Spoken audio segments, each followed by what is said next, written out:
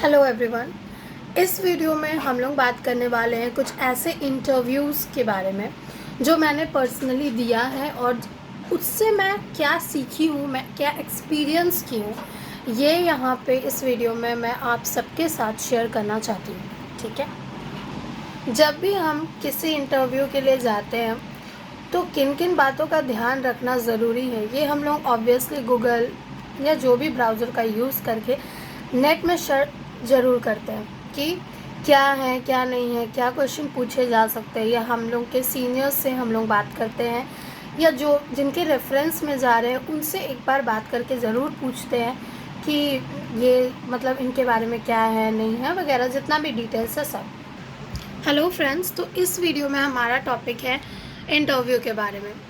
Interview बहुत सारे हम लोग देने जाते हैं, बहुत सारे इंटरव्यू वीडियोस हम लोग देखते हैं, उससे सीखते हैं। कभी भी किसी कंपनी में इंटरव्यू देने जाते हैं तो हम लोग सबसे पहले ये ध्यान रखते हैं कि हमें एक प्रॉपर डिटेल हो उस कंपनी के बारे में। इस वीडियो में मैं शेयर करने वाली हूँ आपसे वो इंटरव्यू के क्वेश्चंस और मेरे एक्सपीरियंस, मेरे पर्सनल एक्सपीरियंस जो मैंने इंटरव्यू देते दौरान और देने से पहले और देने के बाद में फ़ेस किए हैं। So let's begin.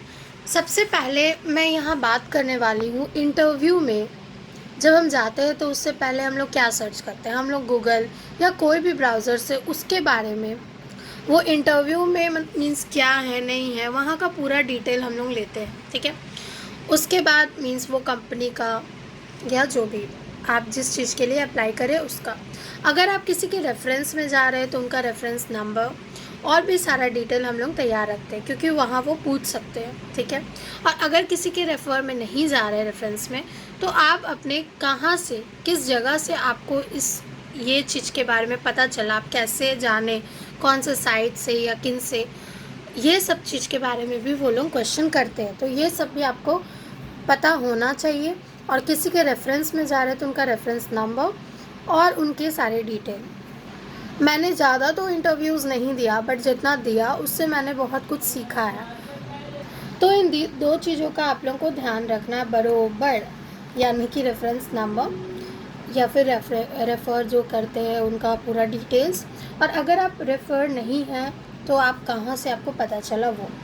कभी भी हम लोग इंट्रो देते हैं, जो अपना इंट्रोडक्शन हो गया या जो भी इंटरव्यू देते टाइम सबसे पहला आपका इंट्रोडक्शन आता है, पर ज़रूरी नहीं है कि हर इंटरव्यू में ये पूछा जाए, लेकिन वो आपसे जानना चाहेंगे आपका डिटेल्स जो कि आपका रिज्यूमे में रहता है। ठीक है, क्यों इंग्लिश एक मीडियम है, इंटरव्यू देते टाइम आपका प्रोफिशिएंसी होना चाहिए इंग्लिश में, आप फ्लुएंट होने चाहिए। क्यों, ये क्वेश्चन आपके माइंड में आता होगा। तो देखिए, इंग्लिश ही एक ऐसा चीज़ है जो मीडियम ऑफ कम्युनिकेट है अभी तत्काल, बहुत पहले से। तो आप बोलेंगे नहीं हम लोग के यहाँ पे अधिकतर हिंदी वगैरह, तो देखिए ऐसा नहीं है। इंग्लिश लैंग्वेज और हिंदी लैंग्वेज होता है। ठीक है, तो इंग्लिश एक बहुत मीन्स आप बिजनेस या सिंपल बोला जाए तो फॉर्मल वे में, फॉर्मल और इनफॉर्मल होता है, औपचारिक और अनौपचारिक, इसमें इंग्लिश को प्रेफर किया जाता है फॉर्मल वे के लिए। तो इसीलिए इंग्लिश में फ्लुएंट होना ज़रूरी है। अब आप समझिए कि इंग्लिश में ही क्यों, मीन्स ये तो पता चल गया अभी इंग्लिश में क्यों, लेकिन इंग्लिश में एकदम फ्लुएंट क्यों। देखिए, वो मीडियम है आपका, मतलब हम आपसे बात कर रहे हैं हिंदी में भी प्रॉपर, तो आप जिनको हिंदी आता है वो समझ पा रहे हैं, और जो इंग्लिश वाले हैं, सिर्फ इंग्लिश वाले या फ्रेंच वाले हैं, वो नहीं समझ पा रहे होंगे। तो यहाँ पे कहने का ये मतलब है कि अगर मान लीजिए हम हिंदी बोल रहे हैं, टूटा फूटा हिंदी बोल रहे हैं, मतलब क र ग छ ऐसे, तो आप नहीं समझ पाएंगे। तो वहाँ अगर आप मान लीजिए एज अ एम्प्लॉय वहाँ रहते हैं उस कंपनी में या कहीं भी, तो आप कैसे बात करेंगे, अपने बात को दूसरों तक कैसे पहुँचाएंगे, तो उसके लिए इंग्लिश ज़रूरी है। ठीक है, देखिए एक्स्ट्रा में जो लैंग्वेजेस आता है वो आपका प्लस पॉइंट है कि मान लीजिए कोई पंजाबी आए कस्टमर आपके कंपनी में, या कुछ भी रिलेटेड जिस कंपनी में आप काम करें वो आए, तो वो आपका प्लस पॉइंट रहेगा वो, लेकिन इंग्लिश ज़रूरी है इसीलिए। ठीक है, तो इंग्लिश को अच्छा फ्लुएंट करना इसलिए ज़रूरी होता है क्योंकि आगे चल के वो कंपनी वाले जानना चाह रहे कि अगर आपका फ्लुएंट ही नहीं रहेगा, एफिशिएंसी आप में नहीं रहेगा, तो फिर आप मतलब वो लोग क्यों रखेंगे, आप मतलब दूसरों तक अपनी बात पहुंचा नहीं पाएंगे, इसीलिए रखा जाता है। ठीक है, चलिए ये भी टॉपिक हो गया। अब नेक्स्ट आगे बढ़ते हैं।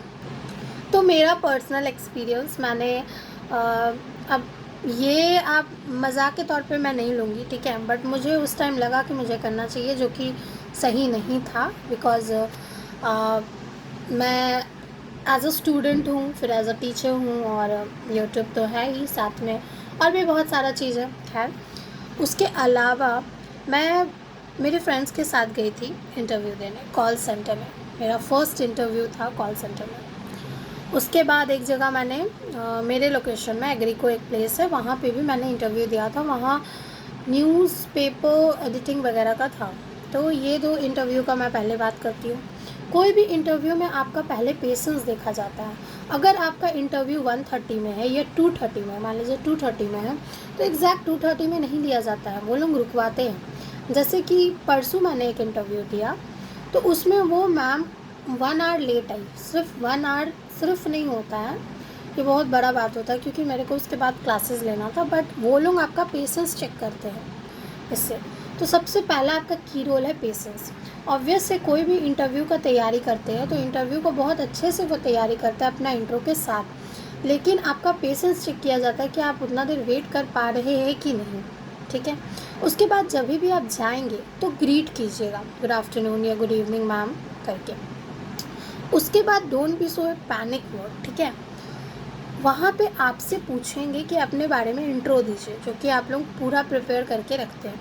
उसके बाद उन लोग का नेक्स्ट क्वेश्चन, जो कि मेरे टाइम में था, मेरे 2-3 इंटरव्यू, यानी यहाँ तक कि परसों के इंटरव्यू में था, वो लोग पूछते हैं कि फैमिली के बारे में, आप अपने फैमिली के बारे में बताइए, आपके फैमिली में कौन है, पूरा डिटेल दीजिए।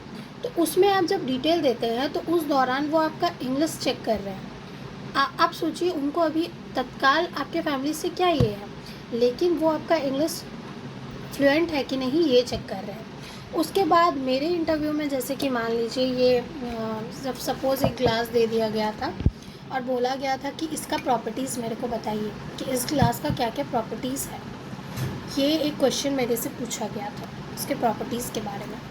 खैर, तो यहाँ आप सबके माइंड में एक क्वेश्चन आएगा कि वहाँ पे आपका सिलेक्शन हुआ था कि नहीं हुआ था, बिकॉज़ उस टाइम मैं अपने ग्रेजुएशन फेज़ में थी और फाइनल ईयर में थी। तो ये रीज़न बहुत बड़ा था, क्योंकि फाइनल ईयर से रिलेटेड क्वेश्चंस था कि अभी आप अपने फाइनल ईयर में हैं, और मेरा आईटी था, आईटी कंप्यूटर, बीएससी आईटी मैंने किया हुआ। तो आप सबसे पहले तो आईटी फील्ड है, तो ये मतलब यहाँ क्यों वगैरह, रेफरेंस का भी पूछा गया था। अगर रेफरेंस नहीं तो आपकी मतलब आपको कैसे पता चला इसके बारे में वगैरह। उसके बाद आपका ग्लास का प्रॉपर्टी तो हुआ, फिर फाइनल ईयर से रिलेटेड क्वेश्चन पूछा गया। उसके बाद बोला गया कि नाइट शिफ्ट अगर होता है तो आप कर पाएंगी कि नहीं। और एक क्वेश्चन था कि आप मतलब आना जाना क्या चीज़ से करती है, तो हम बोले स्कूटी है मेरे पास, ये वो। तो ये मेरा आंसर था, लेकिन आपको तो नाइट शिफ्ट देते हैं, तो आप लोग आप कर पाएंगे कि नहीं ये।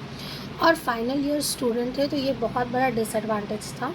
खैर, मेरे को एक्सपीरियंस वहाँ से बहुत सही मिला, और उसके बाद और भी इंटरव्यूज़ मैंने फ़ेस किए। एक इंटरव्यू था जिसमें मेरा पेशेंस चेक किया गया, वो जो आपका जहाँ इंटरव्यू का केबिन जो होता है, एचआर के केबिन में हम बैठे हुए थे और बहुत देर वेट कर रहे थे, और वो बगल में ही थी, लेकिन वो लोग कैमरे के ज़रिए देख रहे थे मेरा पेशेंस कि हम कितना देर वेट कर सकते हैं कि नहीं। और एक चीज़ मैं बोलूँगी, आपका जो पहनावा है, आपका ड्रेसिंग सेंस है, ये बहुत बड़ा इम्पॉर्टेंट फैक्टर है। जैसे कि कुछ कुछ जो स्लीपर्स वगैरह होते हैं, वो हम लोग सैंडल्स में, हम means as a girl point of view में बता रही हूँ कि हम लोग कंसिडर करते हैं कि वो सैंडल्स में कंसिडर होता है, बट ऐसा नहीं है, वो स्लीपर्स में आता है। तो ये एक कि आप फॉर्मल देने आई हैं और इनफॉर्मल क्यों पहन के आइए, मेरे एक इंटरव्यू में हुआ था ऐसा। बट यू शुड वेयर, ऐसा पहनना है ऊपर से लेके नीचे तक का, तो आपको फॉर्मल वे में पहनना होगा ताकि एक गुड इम्पैक्ट पड़े, ठीक है।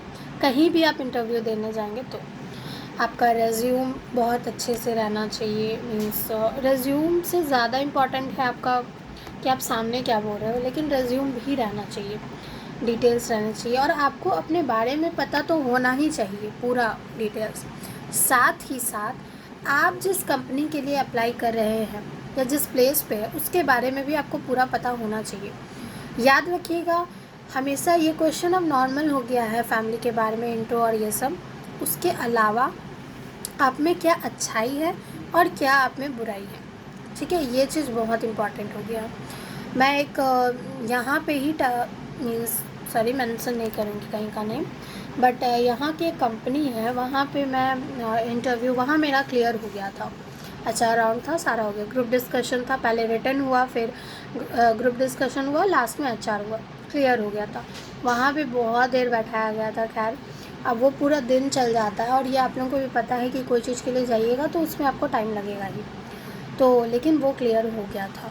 तो वहाँ भी वैसे ही चीज़ हुआ कि क्या बोलते, क्वेश्चंस बहुत सारे वहाँ भी पूछे गए कि आप यहाँ रहेंगी तो आपको क्या सीख मिलेगा यहाँ से। तो मैंने बोला स्किल्स और एक्सपीरियंस। तो ये तो था ही मेन इम्पॉर्टेंट फैक्टर। और क्योंकि मैं एक टीचर हूँ, एज अ टीचर ये नहीं कि मैं किसी स्कूल में पढ़ाती हूँ, मुझे पढ़ाने का शौक़ है तो मैं घर में ही पढ़ाती हूँ, 6 साल से पढ़ा रही हूँ। तो उस अकॉर्डिंग वहाँ से भी क्वेश्चन अराइजेस हुआ, तो क्यों नहीं आप इसी फील्ड में ये करिए वगैरह। तो क्योंकि मैंने BSc IT चूज़ किया है, तो एक स्पेसिफिकेशन है मेरे फील्ड के लिए। तो IT सेक्टर मेरे लिए इम्पॉर्टेंट है, नहीं भी बोलूँगी तो है। टीचिंग पैशन है, हॉबी बोल सकते हैं, लेकिन IT सेक्टर मेरा मेन है। तो ये सारे क्वेश्चन मीन्स आपको आपके अकॉर्डिंग जो लगे वो। अभी हाल फिलहाल में मैंने 2 दिन पहले दिया था, तो वहाँ पे क्वेश्चन हुआ कि आप IT फील्ड से हैं तो यहाँ क्यों, तो आप हम लोग के IT सेक्टर में अप्लाई कर सकती है। तो मैंने बोला कि अगर मुझे ये अपॉर्चुनिटी मिलती है तो मैं करूँगी। और वो HR बहुत इम्प्रेस हुई थी ये बात से कि हाँ। फिर ये भी पूछा गया वहाँ क्वेश्चन कि आप मीन्स जिस शहर में हैं वहाँ पे क्यों नहीं कर रही हैं ये, ठीक है। तो इससे रिलेटेड क्वेश्चंस हो सकते हैं।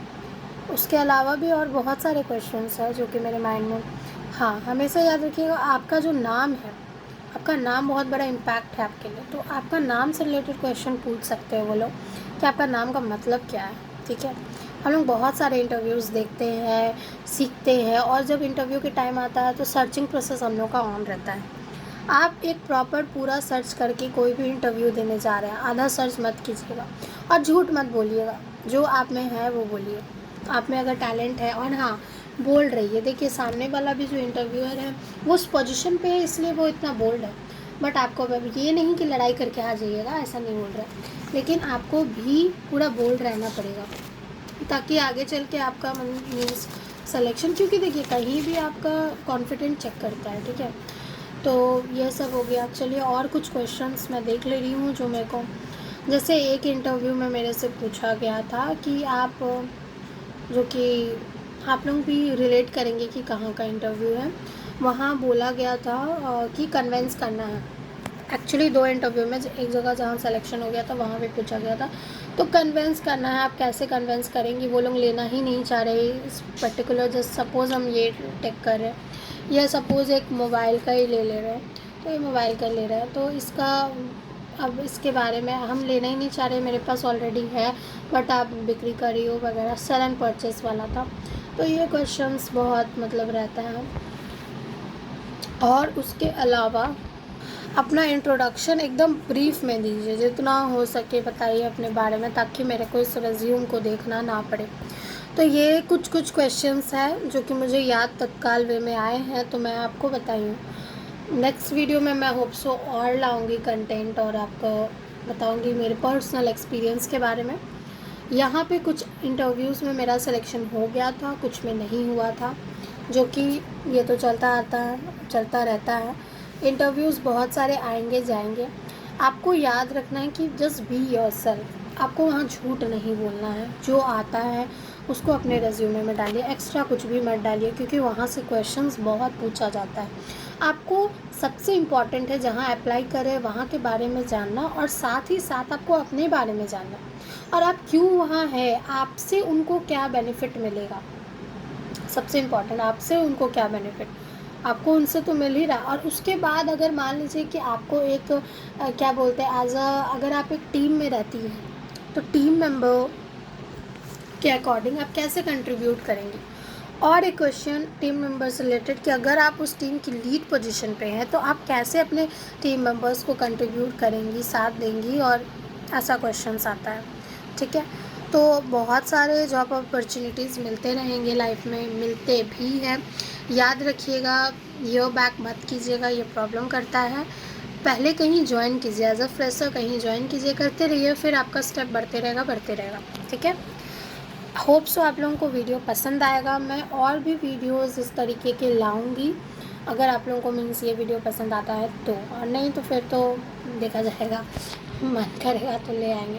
खैर, सो और एक्सपीरियंसेस है, ज़्यादा एज नहीं है तो ज़्यादा एक्सपीरियंस उतना नहीं है, लेकिन जितना है मैं यहाँ शेयर करूँगी आप लोगों से के साथ, ताकि आप लोगों को भी समझ आए कि हाँ उस स्टेज पे क्या करना नहीं।